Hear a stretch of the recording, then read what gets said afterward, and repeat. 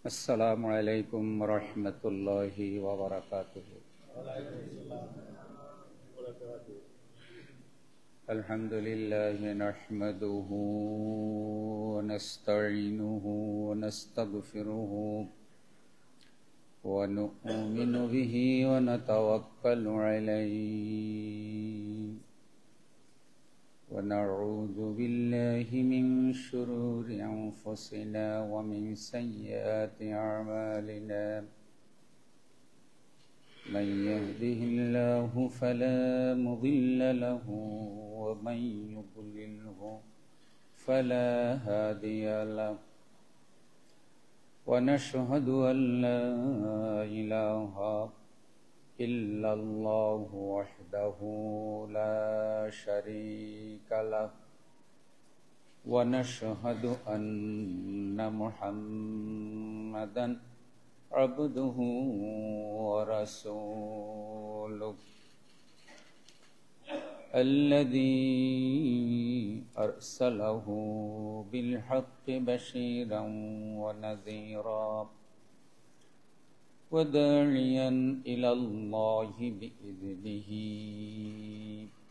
وسراجا منيرا فقد قال الله تبارك وتعالى في كلامه المجيد والفرقان الحميد أعوذ بالله من الشيطان الرجيم بسم الله الرحمن الرحيم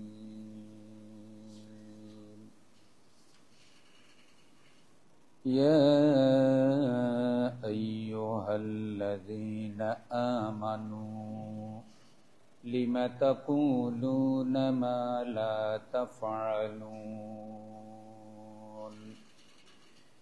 كبر مقتا عند الله أن تقولوا ما لا تفعلون صدق الله العظيم. اللهم صل على محمد وعلى آل محمد كما صليت على إبراهيم وعلى آل إبراهيم إنك حميد مجيد. اللهم بارك على محمد وعلى آل محمد كما باركت على إبراهيم وعلى آل إبراهيم إنك حميد مجيد. رب زدني علما رب زدني علما رب اشرح لي صدري ويسر لي أمري واحلل عقدة من লিসানি ইয়াফকাহু কওলি। আমিন। হাজরিন, আমরা আল্লাহ পাকের প্রশংসা আদায় করি, যিনি আমাদেরকে সুস্থ রেখে এক সপ্তাহ পরে আবার আটি মডেল সোসাইটি কেন্দ্রীয় জামে মসজিদে জুমার সালাতে হাজির হওয়ার তৌফিক দিলেন। পড়ি আলহামদুলিল্লাহ। রাসূল সাল্লাল্লাহু আলাইহি সাল্লামের উপর দুরূদ ও সালাম বর্ষিত হোক। সেই সাথে আল্লাহর প্রিয় বান্দাগণ, যাদের ত্যাগ কোরবানির উসিলায় আমরা ইসলাম পেয়েছি, দ্বীন পেয়েছি, আল্লাহ প্রত্যেকে জানমালের কোরবানি কবুল করুন। আমরা মূলত মুহররম মাসে আশুরার যে বয়ান শুরু করেছিলাম, সেই থেকে আমরা ধারাবাহিক বয়ান শুনছি। গত জুমায় আমরা যে আলোচনা করেছিলাম যে মুহররমের মেসেজ, সেখানে আমরা একটা মেসেজ এটা গ্রহণ করেছিলাম, একটা শিক্ষা, যে ভালো মানুষ, আল্লাহওয়ালা মানুষ, নেক মানুষ, উত্তম মানুষের নেতৃত্ব সমাজে প্রতিষ্ঠিত হওয়া, এটা আশুরার একটা শিক্ষা। এবং সারা পৃথিবীতে এখন যত অশান্তি, এর যে কয়টা কারণ আছে অশান্তির, এর অন্যতম কারণ হলো উত্তম মানুষ, ভালো মানুষের নেতৃত্ব সমাজে না থাকা। আমি সমাজ বলতে শুধু রাষ্ট্র বুঝাচ্ছি না, পরিবারের যিনি নেতা তিনিও যদি ভালো না হন, সেই পরিবারেও শান্তি থাকে না। আপনি একজন দোকানের নেতা, আপনার দোকান, আপনি যদি ভালো না হন, সেই দোকানেও শান্তি থাকবে না। কর্মচারী মালিকের মধ্যে শান্তি থাকবে না, কাস্টমার এবং দোকানদারের মধ্যে শান্তি থাকবে না। আপনি যদি একটি স্কুলের প্রধান হন, আপনি যদি ভালো না হন, সেই স্কুলেও শান্তি থাকবে না। আমি শুধু কোনো একটা দিককে টার্গেট করে বলি নেই, আমি সহই বলেছি আমরা যেখানে দায়িত্বশীল আছি আমরা যেন ভালো হই। কি হই? ভালো হই। আচ্ছা, আপনারা বলেন, একজন যদি নেতা হয়, সে যদি অমুসলিমও হয়, তার যদি ঈমান না থাকে, কিন্তু তার মধ্যে যদি সততা থাকে, দুর্নীতি না থাকে, মিথ্যা কথা না বলে, সে যদি কাফেরও হয়, তারপরও তার নেতৃত্বেও সমাজে তুলনামূলক কিছুটা ন্যায় নীতি ইনসাফ প্রতিষ্ঠিত হওয়ার সম্ভাবনা আছে না নাই? আছে। বহু অমুসলিমদের দেশও এটা আছে। দেখেন, আমার যতটা মনে পড়ে 2017 সালে নেদারল্যান্ড তাদের দেশের 17টি জেলখানা বন্ধ করে দিয়েছে। জেলখানা বন্ধ করছে কেন? তাদের জেলখানাগুলি খালি, জেলখানায় কোনো অপরাধী নাই। জেলখানায় অপরাধী নাই, তাহলে জেল রেখে লাভ কি? তখন তারা জেলখানা বন্ধ করে দিয়েছে। এবং জেলখানা বন্ধ করার পরে কিছু মানুষ যারা জেলে চাকরি করত তারা বেকার হয়েছে। ওই বেকার লোকগুলোকে তারা রাষ্ট্রের অন্যান্য জায়গায় কাজে লাগিয়েছে, তাদেরকে বেকার হতে দেয়নি। তারা বলেছে যে যেহেতু তাদের দেশের নাগরিক আছে কিন্তু অপরাধ নাই, যার কারণে জেলখানা রাখার কোনো দরকার নাই। এখন আপনারা আমাদের রাসূল সাল্লাল্লাহু আলাইহি সাল্লামের জীবনের দিকে তাকান, 4 খলিফার জীবনের দিকে তাকান। তারা যখন আমাদের শাসক ছিলেন তখন এত জেলখানা ছিল না। বরং হযরত ওমর রাদিয়াল্লাহু তাআলা আনহু রাসূল সাল্লাল্লাহু আলাইহি সাল্লামের সময় এক এলাকার গভর্নর ছিলেন, বিচারকও ছিলেন। তাই তিনি আল্লাহ রসুলের কাছে এসে বলছে যে আমার এখানে বিচারক হওয়ার দরকার নাই, কারণ এই এলাকার মানুষগুলো এত ভালো যে বিগত 3 বছরের ভিতরে আমি ওমরের কোর্টে একটা মামলাও আসে নাই। সুবহানাল্লাহ, একটু বললেন না? কয় বছর? তাহলে সমাজে মানুষ ছিল কিন্তু মামলা ছিল না, অপরাধ ছিল না। কারণ মামলা হয় কখন? অপরাধ হলে। যেহেতু অপরাধ ছিল না, সেহেতু কি ছিল না? মামলা হয় নাই। তাহলে রাসূল সাল্লাল্লাহু আলাইহি সাল্লাম কিভাবে এমন একটা ব্যবস্থা করলেন, জাহিলি যুগ, যেই যুগে কোনো শান্তি ছিল না, ন্যায় বিচার ছিল না, নারীদের ইজ্জত ছিল না, এক কথায় ভদ্রতা নম্রতা যেগুলি বুঝায় এগুলি ছিল না। তো এখন আমরা যেগুলিকে মানবিকতার জন্য প্রয়োজন মনে করি, এগুলি তো তখন ছিল না। তাহলে রাসূল কিভাবে পারলেন এরকম একটা যুগে? পেরেছেন, তার কাছে আল্লাহর বিধান ছিল আর রাসূলের মধ্যে সততা ছিল। সুবহানাল্লাহ। আমাদের রাসূলকে আলামিন বলেছিল না? আলামিন যখন আমাদের রাসূলকে উপাধি দেওয়া হয়েছে তখন তো তার কাছে ওহী আসে নাই, তখনই তারা উপাধি দিয়েছে আলামিন, যিনি আমাদের আলামিন। এবং তখন রাসূলের বিচারটা কেমন ছিল যে কাবাঘরে হাজরে আসওয়াদ কে লাগাবে? কুরাইশরা যখন কাবাঘর সংস্কার করলো, তো হজরে আসওয়াদটা কে লাগাবে এটা নিয়ে তাদের মধ্যে মারামারি লেগে যাবে, লাশ পড়বে। তো তাদের একজন বিজ্ঞজন পরামর্শ দিল যে আগামীকাল ফজরের আগে যে আসবে আমরা বিচারের ভার তার কাছে দেব।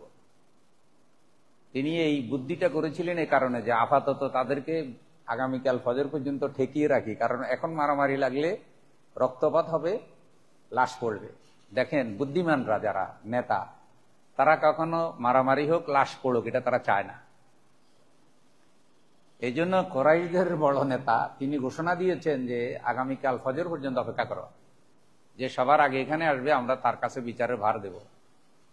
সবাই অপেক্ষা করলো। রাসূল সাল্লাল্লাহু আলাইহি সাল্লাম ফজরের আগে এসে আল্লাহর ঘরে হাজির হলেন। সুবহানাল্লাহ বলেন। সবাই দৌড়াইয়া রাসূলের কাছে গেল, গিয়ে উভয় পক্ষই বলতেছে ইনি তো আমাদের আলামিন, ইনি আমাদের আলামিন। উভয় পক্ষই বলতেছে যে ইনি যে বিচার করবেন সেটা ন্যায় বিচার হবে। সবাই হাতের লাঠি জমিনে ফেলে দিল। সুবহানাল্লাহ। তাহলে মারামারি করার জন্য যে লাঠি তারা হাতে নিয়েছে সেটা কোথায় ফেলে দিল? জমিনে ফেলে দিল। আর আমরা লাঠি হাতে উঠাই দিই, মারিয়া ফেলা। আর ওরা রসুলকে দেখি লাঠি ফেলে দিল। আজ এখন রসুল সাল্লাল্লাহু আলাইহি সাল্লাম কি ফয়সালা দিলেন? আমাদের মহানবী একটা চাদর আনলেন এবং সেই চাদরে পাথরটা রাখলেন। পাথরটা রেখে সবাইকে বললেন যে চাদরের চতুর্দিক ধরো, কারণ একটা পাথর তো আর শত শত মানুষ ধরা সম্ভব নেই না।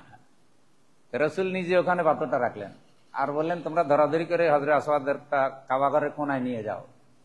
তারা কাবাঘরের কোনায় নিয়ে গেল। রাসূল সাল্লাল্লাহু আলাইহি ওয়াসাল্লাম নিজ হাতে পাথরটা ফিট করে দিলেন। সুবহানাল্লাহ।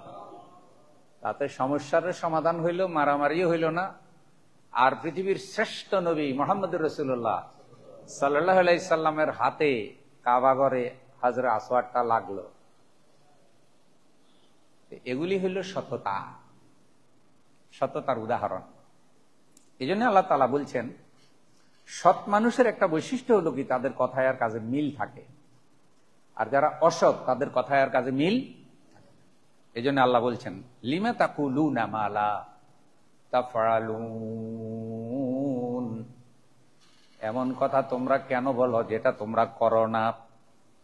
কাবুরা মাকতান ইনদাল্লাহি আন তাকুলু মা লা তাফআলুন, এটা আল্লাহর গোস্বাদ সৃষ্টি করে দেয়, এটা আল্লাহর বড় রাগ তৈরি করে দেয় যে তোমরা এমন কথা বলবে যা তোমরা করবে না, অথবা যা করবে তা তোমরা বলবে না।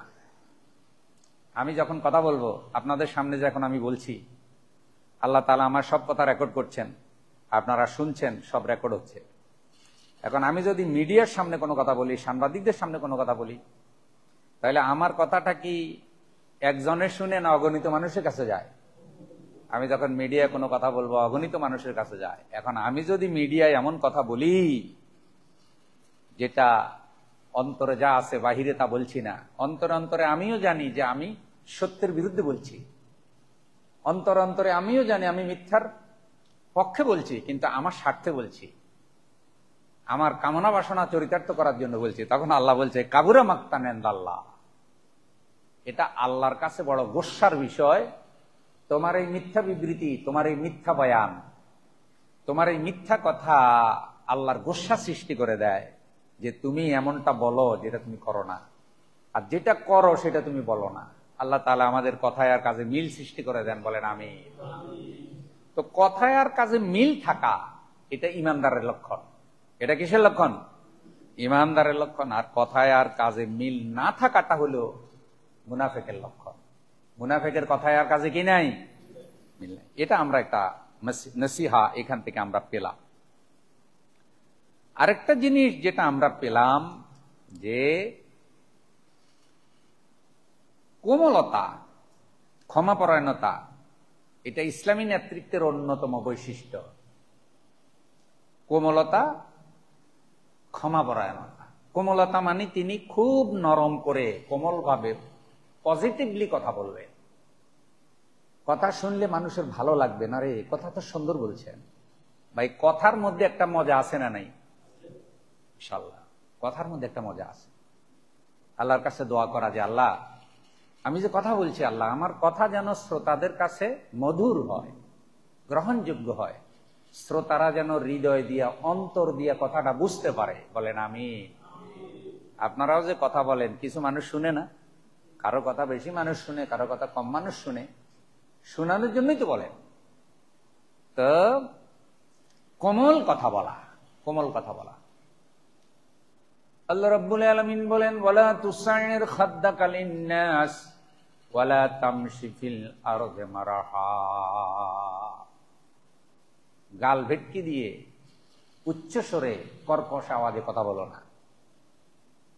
মানে অন্যায়, খারাপ, আক্রমণ, নাটক, অঙ্গভঙ্গি, মুখ ভেটকি দিয়ে কথা বলা, মানুষকে কষ্ট দেওয়ার জন্য কথা বলা। ওয়ালা তামশি ফিল আরদি মারাহা, আর অহংকার করে জমিনের উপরে চলিও না। এ কথাগুলি কার? আল্লাহ তো কথা বলার ক্ষমতা আমাদেরকে দিয়েছেন, তিনি বলছেন এভাবে কথা বলো না, চেঁচামেচি করে কথা বলো না। কারণ কথা জ্ঞানের মাপকাঠি, কথা জ্ঞানের মাপকাঠি। কথার মাধ্যমেই মানুষকে দ্বীনের দিকে আকৃষ্ট করতে হয়। রাসূল সাল্লাল্লাহু আলাইহি সাল্লামের কথা এত সুন্দর ছিল, সাহাবায়ে কেরাম আল্লাহর রাসূলের বয়ান শুনতেন, শুনতে শুনতে সময় চলে যেত, অনেক সাহাবীদের বাড়ির খবর পর্যন্ত থাকতো না। সুবহানাল্লাহ। বাড়ি যেতে হবে এটা মনে নেই, আল্লাহ রসুল বয়ান শুনতেছে। কেউ কেউ রাসূল সাল্লাল্লাহু আলাইহি সাল্লামের কথা এত মনোযোগ দিয়ে শুনতেন যেন তাদের মাথার উপরে পাখি বসবে, পাখি বসে ঠোকর দেবে আর তাদের মাথা ছিদ্র করবে, মগজ যেন বের করে ফেলবে, এরকম অবস্থা হবে। তারপরও তারা আল্লাহর রসুলের কথা এত মনোযোগ দিয়ে শুনবে যে পাখির আঘাতের দিকে তাদের মনে থাকবে না, খেয়াল থাকবে না। সুবহানাল্লাহ। কি এমন গুরুত্বপূর্ণ কথা রসুল বলতেন, এত সুন্দর করে বলতেন যে এরকম তন্ময় হয়ে শ্রোতারা শুনতেন। কোমল কথা, মধুর কথা, সুন্দর কথা মানুষ উপলব্ধি করতে পারে, বুঝতে পারে। এই জন্য আল্লাহর কাছে মুসা আলাইহিস সালাম দোয়া করেছেন, রব্বি ইশরাহ লি সাদরি ওয়া ইয়াসসির লি আমরি ওয়াহলুল উকদাতাম মিন লিসানি ইয়াফকাহু কাওলি। রব্বি ইশরাহ লি সাদরি, আল্লাহ আপনি আমার বক্ষ খুলে দিন, ওয়া ইয়াসসির লি আমরি, আমার জীবনের কাজগুলো সহজ করে দিন, ওয়াহলুল উকদাতাম মিন লিসানি ইয়াফকাহু কাওলি, আমার জবানের জড়তা দূর করে দেন, আমার জবানের গিরা খুলে দেন, আমার জবানের জড়তা দূর করে দেন, আমাকে কথা বলার তৌফিক দেন, ইয়াফকাহু কাওলি, মানুষ যেন আমার কথা সুন্দরভাবে বুঝতে পারে। মুসা আলাইহিস সালাম এই দোয়াটা কার কাছে করছে? আল্লাহ আমার কথা সুন্দর করে যেন বলতে পারি, জবানের জড়তা দূর করে দেন। কারণ জবানে জড়তা থাকলে, সুন্দর করে কথা বলতে না পারলে শ্রোতারা বুঝে না। যিনি দায়িত্বশীল হবেন, যিনি নেতা হবেন, তিনি তো হাজার হাজার মানুষের কাছে মিশবেন, যাবেন, মানুষের সাথে কথা বলবেন। তাহলে তার কথার মধ্যে একটা মহব্বত, ভালোবাসা, কথার মধ্যে একটা সৌন্দর্য থাকার দরকার আছে না নাই? আছে। এটা আল্লাহ বলছেন, খুযিল আফওয়া ওয়া আমর বিল উরফ ওয়া আরিদ আনিল জাহিলিন। হে আমার প্রিয় রাসূল, খুযিল আফওয়া ওয়া আমর বিল উরফ, আপনি ক্ষমার নীতি অবলম্বন করুন আর সৎ কাজের নির্দেশ দেন। আর ওয়া আরিদ আনিল জাহিলিন, যারা জাহেল তাদেরকে এড়িয়ে চলেন। যারা জাহেল তারা আপনার কথা বুঝবে না, বুঝলেও ইচ্ছে করে আপনার সাথে তর্ক করবে, আপনাকে অসম্মান করবে, তাদেরকে এড়িয়ে চলেন। আচ্ছা, এটা কি শুধু রসুলকে বলছে না রসুলের মাধ্যমে রসুলের উম্মতকেও বলছে? মাশাআল্লাহ। ভাই আমার কথা বোঝা যায়নি ভাই, আমার পিছনের ভাইরা বুঝেন তো? সাউন্ড বক্সে বোঝা যায়? আল্লাহ কবুল করুক, আমিন। আমি আপনাদেরকে আল্লাহর কথা শোনাচ্ছি। ও আরেদ আনিল জাহিলিন, যারা অজ্ঞ, যারা জাহেল তাদেরকে এড়িয়ে চলো। আরেদ মানে এড়িয়ে চলো, পাশ কেটে চলো। দেখবেন কিছু মানুষের জবান খারাপ, রাস্তায় দেখলে তারা ভদ্রলোক, তারা পাশ কেটে চলে যায় যেন তার চোখে না পড়ে। কেন? এটা কেন করে? এটা এই কারণে করে যে এই লোকটার জবান ঠিক নেই, সামনে দেখলে যে কি বলে তার কোনো ঠিক। এটা আল্লাহ বলছে যে যাদের জবানে বিষ, আঘাত করে কথা বলে, অন্যায় করে কথা বলে, কষ্ট দেয়, আরে আনিল জাহিলিন, জাহিলদেরকে এড়িয়ে চলো। জাহিলদের সাথে তর্কে লিপ্ত হইও না।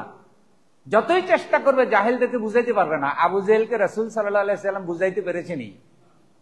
আচ্ছা, ফেরাউনকে মুসা আলাইহিস সালাম কি পেরেছে? আচ্ছা, নমরুদকে ইব্রাহিম আলাইহিস সালাম কি পেরেছে?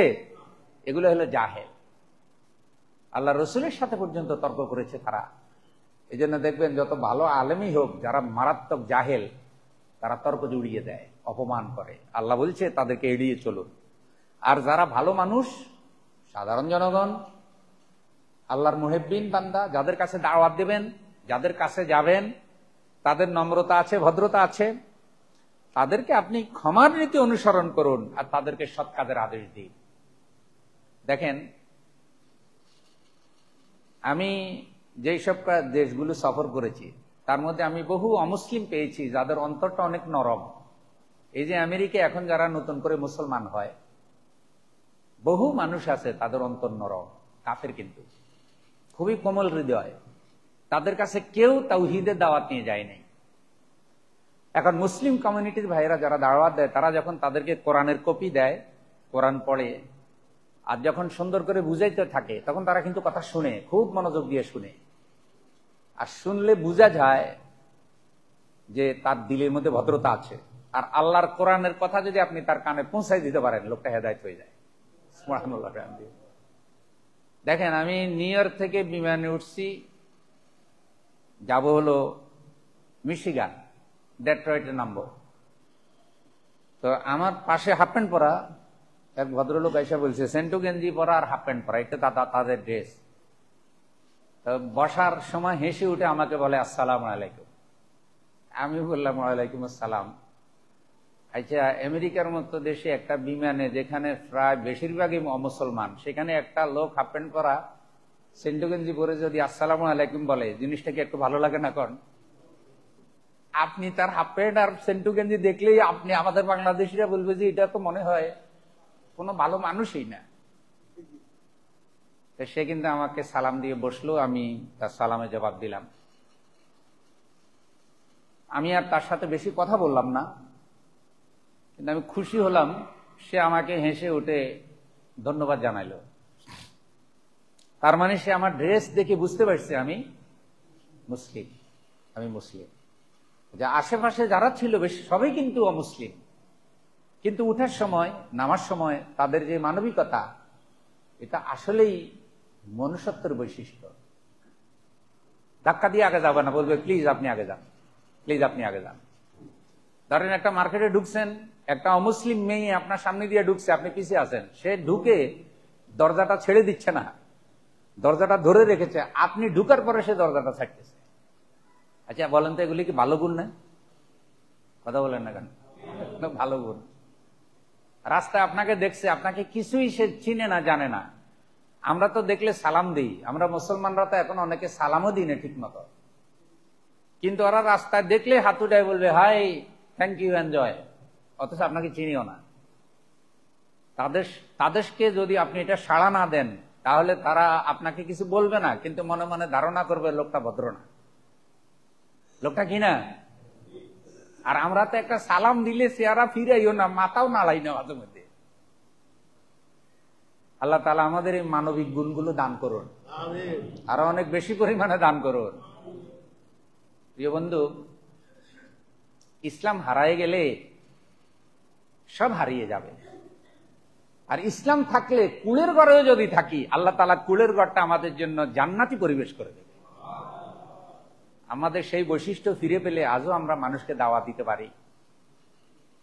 দেখেন, লাগুডি একটা এয়ারপোর্ট নিউ ইয়র্কে। তো এয়ারপোর্টে আমি নামছি, যখন বাহির হয়েছি, দূরের থেকে একটা লোক দৌড়ে আসছে, আইসা কয়, হুজুর আসসালামু আলাইকুম, আমরা একটু দোয়া করবেন। এত দূর থেকে সে দৌড়ে আসলো, আইসা শুধু বললো কি আসসালামু আলাইকুম, আমার জন্য একটু দোয়া করবেন। উনি বাংলায় কথা বললেন, তাতে আমি মনে করছি বাংলাদেশি। পরে কয় না, আমার বাড়ি ইন্ডিয়া, আমি কলকাতায় আমার বাড়ি, আমি বহু বছর এখানে চাকরি করি, ওই ছোট চাকরি করে আর কি। তো আমার বাড়িতে আমার ফ্যামিলি অসুস্থ, আপনি তো মনে হয় হুজুর, এই জন্য আপনাকে দেখে আমি দৌড়ে আসছি, শুধু আমার ফ্যামিলির জন্য একটু দোয়া করবেন, এই কথাটা বলার জন্য। সুবহানাল্লাহ বলতে মনে চায় না। মানে আমার চোখে খুঁজে পানি এসে গেল যে সে এত দূর থেকে এমন ভাবে দৌড়ে আসছে যে হুজুর আসসালামু আলাইকুম, আমার জন্য আমার ফ্যামিলির জন্য দোয়া করবেন। আচ্ছা বলেন তো, এই লোকটার এই ভালোবাসাটার মূল্য আপনি কি দিয়ে দিবেন? আর এই হাজার হাজার মানুষ যাচ্ছে এয়ারপোর্টে, সে কারো দিকে দৌড়ে দেয়নি, কারণ সে আমার ওই মুখে দাড়ি, গায়ে জুব্বা দেখছে যে হ্যাঁ উনি আমার ধর্মের মানুষ, উনি আমার ভাই। ইসলামের এই ভালোবাসাগুলো যদি আমরা ছড়িয়ে দিতে পারি ভাই, এই মহব্বতটা যদি ছড়িয়ে দিতে পারি, এখনো কিন্তু ইসলাম শ্রেষ্ঠ হিসেবেই পৃথিবীতে টিকে থাকবে। কিন্তু আমরা আমাদের অনেক ঐতিহ্য হারিয়ে ফেলছি, যার কারণে আমরা আজকে ইহুদি নাসারাদের কারণে মার খাই, ওদের কাছে পরাজিত হই, কারণ ওদের অনেক কোয়ালিটি আমরা নিয়ে আসছি আর আমাদেরগুলো ওরা নিয়ে গেছে, যার কারণে আমরা ঠকে যাচ্ছি। আল্লাহ তাআলা বলছে আরে দানিল জাহিলিন, জাহিলদের এড়িয়ে চলুন যারা তর্ক করে। কিন্তু যারা আপনাদেরকে কথা শুনে জাহেল, জাহেল মানে কাফের, যারা যাদেরকে দাওয়াত দিবেন তাদের কাছে যাওয়ার দরকার আছে না নাই? আছে। শুনেন, আমি গেছি একদিন, আমার মাহফিল ছিল না, তো ভাইয়েরা আমাকে বললো চলেন আপনাকে ম্যানহাটন ঘুরেই আনি, আপনাকে টুইন টাওয়ার, তারপরে ওয়ার্ল্ড ট্রেড সেন্টার, এটা তো বিশ্ব ব্যবসার কেন্দ্র, এটা আপনাকে দেখাই আনবো। তো ভাইরা নিয়ে গেলেন জোহরের আগে, সকাল নাস্তার পর আমরা গেলাম, ওখানে আমরা লাঞ্চ করলাম, ঘুরে ঘুরে ঘুরে ঘুরে সুবহানাল্লাহ, যে টুইন টাওয়ার ভাঙছে ওটা দেখলাম, আবার যেখানে ভাঙছে ওখানে কিন্তু এখন পড়ার মতো করে রাখছে। কত লোক টুইন টাওয়ারে ছিল যারা মারা গেছে, ওদের নাম পিতল দিয়ে খোদাই করে রাখছে। আর পাশেই কিন্তু আরেকটা বিশাল 100 তলার উপরে টুইন টাওয়ার কিন্তু বানাইছে তারা। তা আমাকে যারা নিয়ে গেছে টিম, বাংলাদেশি ভাই বললো যে হুজুর আপনার একটা ছবি উঠে দিয়ে একটা ছোট ভিডিও করে দিই, এটা নিয়ে যান। এখন ছবি উঠে দিয়ে গিয়ে ওই টুইন টাওয়ারের ছবি আনতে পারে না, লম্বা বিল্ডিং তো, যতই চেষ্টা করে। আমি ওনাদের বলতেছি পুরাটা আনতে হবে, আমি পুরাটা আনতে গিয়ে আনতে পারি না। দেখেন এক আমেরিকার লোক, শিক্ষিত মানুষ, ভদ্র মানুষ, কোট প্যান্ট পরা, সে দৌড়ে এসে কইতেছে তোমরা 3 বন্ধু দাঁড়াও, আমি ছবি উঠাই তোমাদের হেল্প করি। আচ্ছা, গুলিস্তানে যদি একজন আইসা কয় যে আপনার আইফোনটা আমার হাতে দেন, আপনার ছবি উঠাই দিই, আর আপনি দাঁড়ান, কারণ তো আপনি দিলে আর ফেরত পাইবার সম্ভাবনা আসেনি। সে যে আপনার আইফোন থাবা দিয়ে দৌড় দেয় লইয়া, আপনার যে কোনো একটা ফোন, গাড়িতে বসে বসে আপনি ফোন করতেছেন আর জানালা দিয়ে থাবা দিয়ে লয়ে যায়, এমন ঘটনা আরো ঘটছে না? সে দৌড়ে আসলো, আইসা সে কয়েকটা ছবি উঠাইলো, উঠাইয়া আসছে, আইসা কয় তোমরা খুশি হয়েছো কিনা বলো। খুশি না হওয়া পর্যন্ত যদি আরো অনেকটা উঠানো লাগবে আমি উঠাবো, কিন্তু আমি তোমাদের খুশি না করে ছাড়বো। অথচ সে অমুসলমান, কিন্তু এক পর্যায়ে সে পুরাটা আনতে পারতেছে না। দেখেন সে পোশাক লইয়া রাস্তায় শুয়ে পড়ছে ছবি উঠানোর জন্য। রাস্তা আবার পরিষ্কার, আমাদের মতো ময়লা না। শেষ পর্যন্ত সে পুরাটা উঠাইছে, উঠাইয়া দেখাইয়া বলতেছে যে এখন তুমি খুশি হয়েছো? তা আমি জিয়া বাইরে বললাম যে ভাই বলেন যে আমি খুশি হয়েছি, ওই ভাইয়ের আর কষ্ট করার দরকার নেই, আর উঠানো লাগবো না। যখন খুশি হয়েছে কথা বলছে, সে এইভাবে বুকে হাত দিয়ে একটা নিঃশ্বাস ফেললো। তার মানে সে খুব আত্মতৃপ্তি অনুভব করলো যে আমাদেরকে সে খুশি করতে পারছে। তখন সে বলছে এখন তোমরা এনজয় করো। তারপরে সে তার কাছে চলে গেছে। এটা হলো মানবিকতা, এটা হলো ভদ্রতা, এটা আমরা হারাই ফেলছি। আর আমাদের মনে করেন 2-3টা বোঝা লইয়া আপনি নামছেন বাস স্ট্যান্ডে, 3-4 জন দৌড়ে এসে আপনাকে হেল্প করবে, এরকম বহু ঘটনা ঘটছে যে আপনার বোঝা মাথায় নিয়ে এসে চলে গেছে, আপনি খুঁজেই পান নাই। আমরা বাইরে থেকে লোকেরা আসে ভালো লাকিজ নিয়ে, আর আমাদের এয়ারপোর্টে আসলে এখনো লাকিজ কি? এই হলো চরিত্র। কেন আমরা কি করব ভাই, আমরা কি মুসলমান? আমরা তো খুবই আফসোস করতে হয়, প্রতি জুমায় জুমায় আমরা কিছু কথা বলি ভাই, চেষ্টা করি আর কি, হাল ছাড়া তো যাবে না। আলহামদুলিল্লাহ এর মধ্যেও আল্লাহর অনেক নেককার বান্দা আছেন, যাদের উসিলে আল্লাহ হয়তো এখনো পৃথিবীটা রেখেছেন, দেশটা রেখেছেন। আলহামদুলিল্লাহ বলেন। আমার ওস্তাদ মাওলানা রুহুল আমিন মাদানী হাফেজাহুল্লাহ, আল্লাহ তাকে নেক হায়াত দান করুন। ওনার বয়স এখন 78 বছর। তা আমার তো চুল দাঁড়িয়ে পেকে গেছে। ওনার 2 ছেলে শিকাগোতে থাকে, আমেরিকায়। তা আমি এবার যাওয়ার পর শিকাগোতে একটা মাহফিল করছি। তো মাহফিল করার পরে ওনার আলোচনা আমার এই চ্যানেলে পেজও আছে। তো ওস্তাদের সাথে মাহফিল করলাম, উনি খুব দোয়া করলেন। এক পর্যায়ে বলতেছে যে আপনি বলে, তুমি বলে না, আপনি তো আমার তো খুব বুড়ো হয়ে গেছে, মানে আমার চুল দাঁড়িয়ে ওস্তাদের মধ্যে বেঁকে গেছে। তারপরে কয় 50-এর উপরে বয়স হলে তো সবাই বুড়ো, আমার হলো 80-র কাছাকাছি, আপনার 60-এর কাছাকাছি, এই তো। তিনি এক পর্যায়ে বললেন দেখেন আমার ছেলেকে নিয়ে আমি গেছি দোকানে বাজার করতে, ওখানে আমার $150 পড়ে গেছে, পকেট থেকে খেয়াল করি নেই দোকানে। তো বাইরে যখন গেলাম $150 খুঁজতেছি, $150 মানে কি প্রায় 18,000 টাকার বেশি কিন্তু। তো আবার ঘুরে আসছি, ঘুরে আসার পর আমরা খুঁজতেছি, খুঁজতে খুঁজতে ওই দোকানদার মহিলা অমুসলিম, সে বলতেছে আপনারা কি কিছু তালাশ করতেছেন? তা আমি বললাম যে হ্যাঁ, আমার $150 পকেট থেকে পড়ে গেছে। তখন উনি বের করে দিয়ে বলে, ওই যে দোকানের বাহিরে আমার মেয়ে $150 পাইছে, পাইয়া আমার কাছে জমা দিছে, ধরেন এটা আপনাদের টাকা। সুবহানাল্লাহ বলবেন না?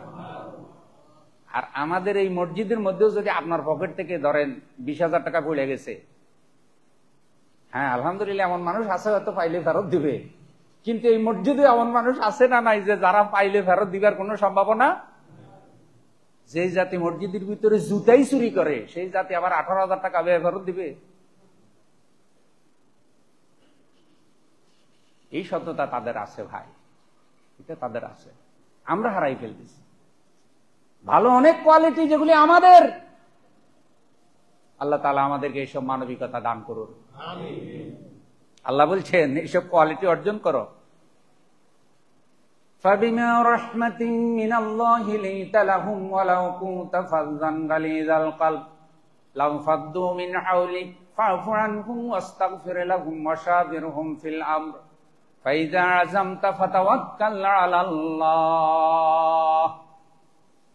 আল্লাহ তাআলা বলছেন, হে নবী, আল্লাহর দয়া, আল্লাহর করুণা যে আপনি তাদের উপরে রহম দিল, তাদের প্রতি আপনি ভালোবাসা পোষণ করেন। আপনি যদি দুর্ব্যবহার করতেন, আপনি যদি কর্কশ ভাষী হতেন, আপনার ব্যবহার যদি খারাপ হতো, কেউ আপনার আশেপাশে থাকতো না। আল্লাহর দয়া, আপনি রহম দিল, কোমল দিল, মানুষের আপনার কাছে বসে আপনার কথা শুনেন। ইতিহাসের কথা, কোন এক সময় আবু জেহেল রসুলকে দেখে কানে আঙ্গুল দিছে। কেন? রসুল বললেন কেন? কয় জানি তুমি ভালো কথা বলো, আর ভালো কথা কানে ঢুকলে হেদায়েত হয়ে যেতে পারে। ভালো কথা কানে ঢুকলে কি হেদায়েত হয়ে যেতে পারে, এই জন্য আগে আঙ্গুল দিয়ে রাখছে যেন ভালো কথা তার কানে। আহা, কত হতভাগা তাদের! আল্লাহ কোরআনে বলছে তাদের কান আছে শুনে না, কলব আছে বুঝে না, চোখ আছে দেখে না। উলাইকা কাল আনআম, চতুষ্পদ জন্তুর মতো, বাল হুম আদাল, বরং এর থেকেও খারাপ। কোন এক বর্ণনায় এমন বলা হয়েছে, যেই লোকটা, যেই ব্যক্তি নিজেকে ছোট মনে করে, মানুষের সামনে নিজেকে ছোট হিসাবে পেশ করে, আল্লাহ তাকে জনতার চোখে বড় বানিয়ে দেয়। সুবহানাল্লাহ! মানুষের চোখে বড় বানিয়ে দেয়, নিজেকে ছোট হিসাবে পেশ করে। কোমল মানুষ যারা, তারা কখনো অহংকার করে না, সবসময় নিজেকে ছোট হিসাবে পেশ করে, কোমল ভাবে পেশ করে। আর যে নিজেকে নিজে সব সময় অহংকারী মনে করে, বড় মনে করে, আমি সব, আল্লাহ তাকে মানুষের চোখে ছোট বানিয়ে দেয়। একটা সমাজের যেই একেবারে সাধারণ মানুষ, সেই লোকটা চোখে ঘৃণিত হয়ে যায়। ভয়ে সামনে বলে না, কিন্তু পিছনে বলে কি বলে না? আমি বাস্তব দেখছি ভাই, শুনেন বাস্তব ঘটনা। রাস্তার মধ্যে একজনরে দেখছে, দেখে সালাম দিছে। যখন সে চলে গেছে, তখন নিজে নিজেই বলতেছে, আল্লাহর গজব পড়ুক তোর উপরে। সুবহানাল্লাহ কইেন না ভাই, এটা সুবহানাল্লাহ জায়গা না। উপরে সামনে কি দিছে? সালাম, আসসালামু আলাইকুম।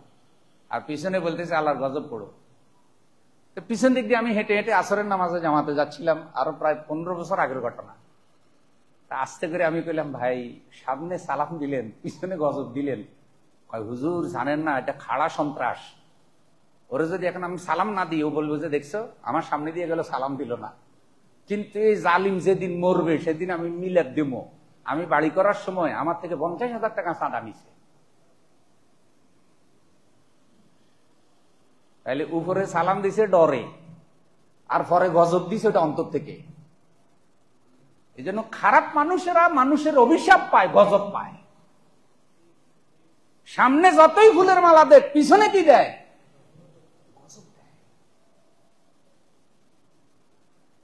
আর যারা কোমল মানুষ, তারা সামনেও ভালোবাসা পায়, পিছনেও কি ভালোবাসা পায়। এটাই দরকার, যে আমার অনুপস্থিতিও যেন, মসজিদে আমি নামাজ পড়বো, আমি থাকবো না, আমার বন্ধু বান্ধব আশেপাশে যারা আছে তারা আলোচনা করবে, আমাদের সাথে তিনি নামাজ পড়তেন, এখন নাই। লোকটা বড় নেককার ছিল, তার ব্যবহার ভালো ছিল, তিনি বড় আমানতদার ছিলেন, তিনি ভালো মানুষ ছিলেন।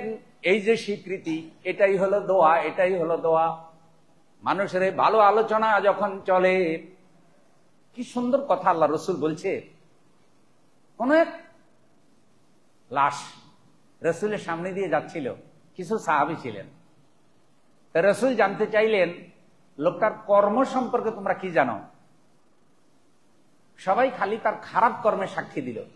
হুজুর, লোকটা খারাপ, লোকটা দুর্নীতিবাজ, লোকটা সন্ত্রাস, লোকটা চাঁদাবাজ, লোকটা ঘুষ খায়, লোকটা সমাজে ন্যায় বিচার করে না, মানুষের সাথে অন্যায় করে। এই লোকটার ছেলের সাথে বা এই লোকটার সাথে সমাজের যদি গরিব মানুষেরও বিয়ের প্রস্তাব আসে, কেউ তার সাথে আত্মীয়তা করবে না, বিয়ে দেবে না, ইত্যাদি ইত্যাদি। কেউ কোনো ভালো কাজের কথা বলতে পারে না, কারণ তাকে কেউ কোনো ভালো কাজ করতে দেখে নাই। তখন রাসূল সাল্লাল্লাহু আলাইহি সাল্লাম বললেন, ওয়াজিব হয়ে গেছে। সাহাবা একরাম জানতে চাইলেন, হুজুর কি ওয়াজিব হয়েছে? মহানবী বললেন, যার সাথী মারা যায় আর তার সাথীরা তার কোনো ভালো কর্মের রেকর্ড দিতে পারে না, ভালো কর্ম আলোচনা করে না, তার জন্য আল্লাহর জাহান্নাম ওয়াজিব হয়ে যায়। নাউযুবিল্লাহ। মরে গেলে মানুষ বলে একটা খারাপ মানুষ চলে গেছে, একটা খারাপ মানুষ কমছে। যাদের উপরে জুলুম করত তারা বলে, যাক একটা জালেম থেকে অন্তত মুক্ত হইলাম। এইভাবে মানুষ প্রশান্তি প্রকাশ করে এর মৃত্যুতে। কিছুকাল পরে আরেকটা লাশ আল্লাহর রসুলের সামনে দিয়ে যাচ্ছিল, কিছু সাহাবা একরাম বসা ছিলেন। মহানবী বললেন, এই লোকটার কর্ম সম্পর্কে তোমাদের কিছু জানা আছে নাকি? সবাই তার ভালো কর্মের খবর দিল। হুজুর, লোকটা বড় নেককার, হুজুর লোকটা বড় আমানতদার, লোকটার ব্যবহার ভালো, লোকটার নামাজি, লোকটা ঘুষ খায় না, লোকটা ন্যায় বিচার করে। সবাই শুধু ভালো কথা বলে, খুব ভালো ছিল হুজুর। এই লোকটার পরিবারে যে কেউ আত্মীয়তা করবে, যে কেউ তার ছেলের কাছে মেয়ে বিয়ে দিবে, যে কেউ তার মেয়ের কাছে ছেলে বিয়ে করাবে, ইত্যাদি ইত্যাদি ভালো বলছে। রাসূল সাল্লাল্লাহু আলাইহি সাল্লাম কিছুক্ষণ চুপ করে থেকে বললেন, ওয়াজিব হয়ে গেছে। সাহাবা একরাম জানতে চাইলেন, হুজুর কি ওয়াজিব হয়ে গেছে? মহানবী সাল্লাল্লাহু আলাইহি সাল্লাম বললেন, যে মারা যায় তার সাথীরা শুধু তার ভালো কর্মের সাক্ষী হয়, আল্লাহর কাছে তার জন্য আল্লাহর জান্নাত ওয়াজিব হয়ে যায়। এগুলো ভালো কর্মের রেকর্ড। আবার এখান থেকে এটা মনে করি না যে কোন লোক মারা গেলে আপনি দাঁড়াইয়া বলবেন, লোকটা কেমন ছিল, এরকম জিজ্ঞাসা না কেউ কেউ? লোকটা কেমন ছিল? সবাই বলে ভালো ছিল।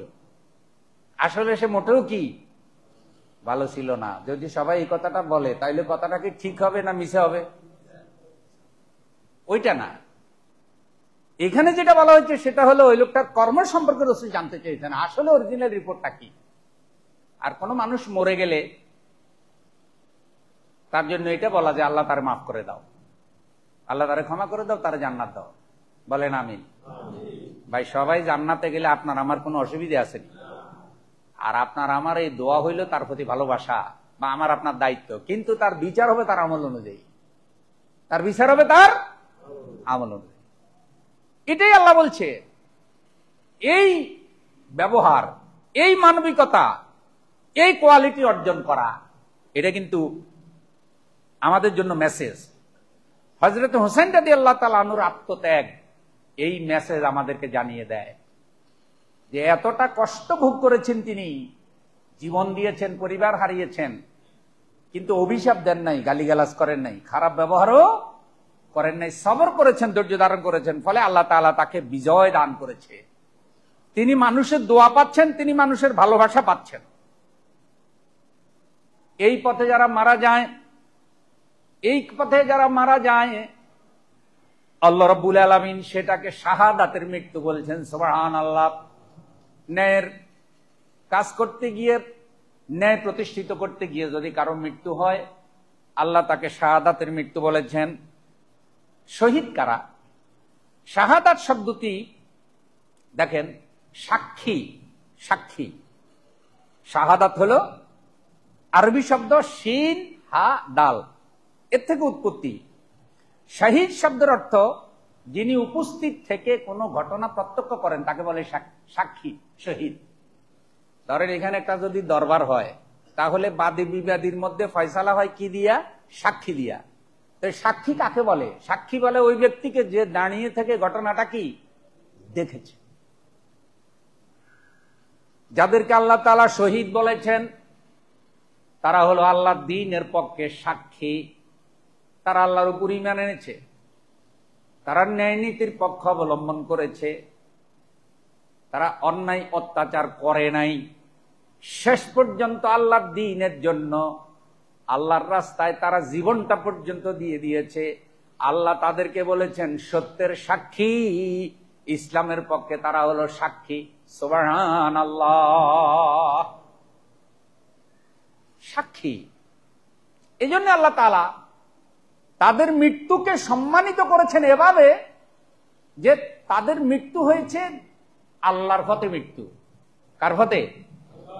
আচ্ছা আপনারা বলেন, অসুস্থ হয়ে যদি মারা যান, হাসপাতালে যদি মারা যান, সেই মৃত্যু তো আল্লাহর পথেই হলো, মানে আপনি আল্লাহর কাছেই গেলেন। কিন্তু এই মৃত্যুটাকে আল্লাহ সম্মানিত করেছেন যে এরা আমার জন্য মারা গিয়েছে, এরা হাসপাতালে মরে নাই, অসুস্থ হয়ে মরে নাই, বরং এরা আমার দ্বীনের সত্যতা, ইসলামের সত্যতা তুলে ধরার কারণে এদের মৃত্যু হয়েছে। যেটা হযরত হোসেন রাদিয়াল্লাহু তাআলা আনহু ন্যায় নীতি ইনসাফের পক্ষে থাকার কারণে তার এবং তার পরিবারের যে মৃত্যুটা হয়েছে, এটা হলো সত্যের সাক্ষী, সত্যের পক্ষে সাক্ষী হয়েছেন তারা। আল্লাহ কি বলেন শুনেন, ওয়ালা তাহসাবান্নাল্লাযীনা কুতিলু ফী সাবিলিল্লাহি আমওয়াতা বাল আহইয়াউন ইনদা রাব্বিহিম ইউরযাকুন।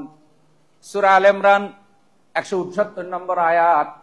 ওয়ালা তাহসাবান্নাল্লাযীনা কুতিলু ফী সাবিলিল্লাহি আমওয়াতা, আল্লাহর পথে যারা জীবন দেয় তাদেরকে তোমরা মৃত বলো না।